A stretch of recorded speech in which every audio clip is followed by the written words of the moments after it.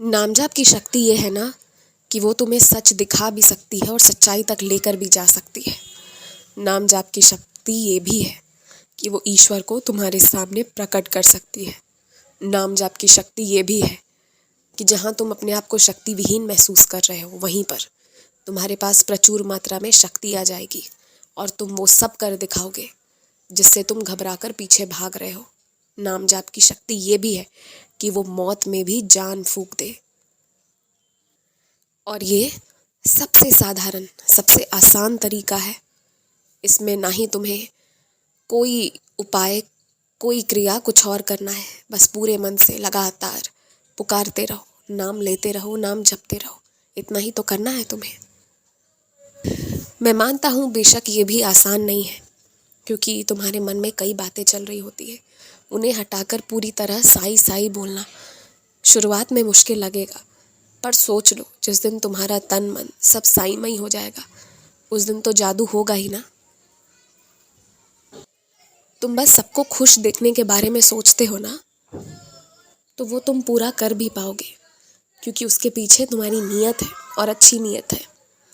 मुझे पता है कुछ लोग तुमसे बहुत नाराज़ हैं, बेफिजूल का नाराज़ है, क्योंकि वहाँ उनका अहंकार है, उनका घमंड है, और उसके चलते वो कोई भी प्रयोग करके तुम्हें नीचा गिराने की कोशिश करेंगे। लेकिन वो हो नहीं पाएगा जब तक तुम पूजा पाठ करते रहोगे, या फिर जब तक तुम सच्चे हृदय से अपना कर्म करते रहोगे तो तुम्हारी रक्षा होती रहेगी। और यदि जो तुम अन्नदान करते हो ना, उसके लिए किसी को पैसे देने की बजाय खुद मेहनत करके बनाओ और फिर खुद सड़कों पे जाकर ढूंढ ढूंढ कर उन बच्चों तक पहुंचाओ जो भूखे बैठे उसी खाने के आसरे में ना, तो देखना तुम्हारे शरीर में जितना रोग है ना वो खुद ब खुद दूर होता चला जाएगा। तुम्हारे हाथ में जो भी कमी है ना वो सब ठीक होती चली जाएगी और सब भरा पूरा हो जाएगा। कहीं भी धन आगे बढ़ा देने के पहले यदि उस काम को तुम खुद अपने शरीर से कर सकते हो, खुद अपनी मेहनत से कर सकते हो, तो बेहतर यही सोचना और बेहतर वही चुनना कि तुम खुद अपने मेहनत से ईश्वर के लिए कुछ करो। जब परिवार के लिए, दफ्तर के लिए, घर बाहर सबके लिए मेहनत कर सकते हो, खुश देखने के लिए सबको, तो जहाँ सच में सेवा करो, जो इतना सच्चा दरबार है, जहाँ से कृपा इतनी ज़्यादा मिलेगी, वहाँ के लिए क्यों नहीं।